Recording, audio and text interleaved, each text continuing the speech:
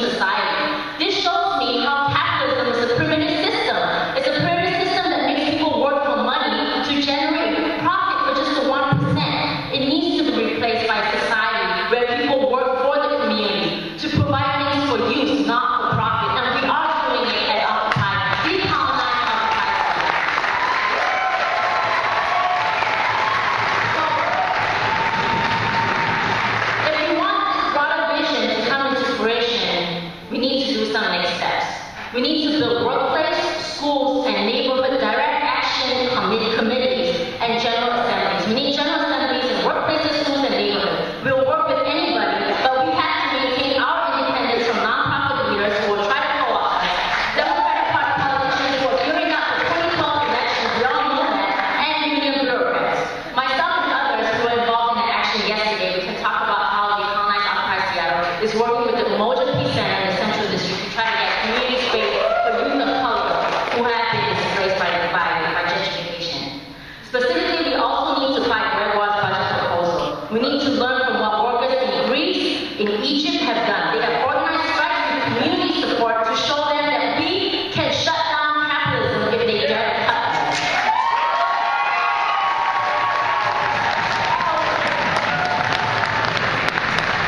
So once we get to the place that we occupy workplaces and run them with general assemblies, we can then begin to dismantle the environmentally destructive production that is all around us and begin to form sustainable ecological alternatives. We can redistribute food. There's not a problem with not enough food. There's a problem with hoarding. There's a problem with people speculating on food to hike up commodity prices so people in the third world die. We need to change that. We need to also radically shorten the work week by replacing drudgery, all the drudgery we feel with the 8 to 10 hour workday, and replace that with automation, we have the technology, we have machinery, so we can free our time to pursue art and culture, where everybody can contribute to this society according to our disability, according to our own abilities, and then take from society what we need. This to me is the ultimate goal of this movement, and that will be a much needed revolution, and Occupy Seattle is only the first step in taking a long way to go. Thank you.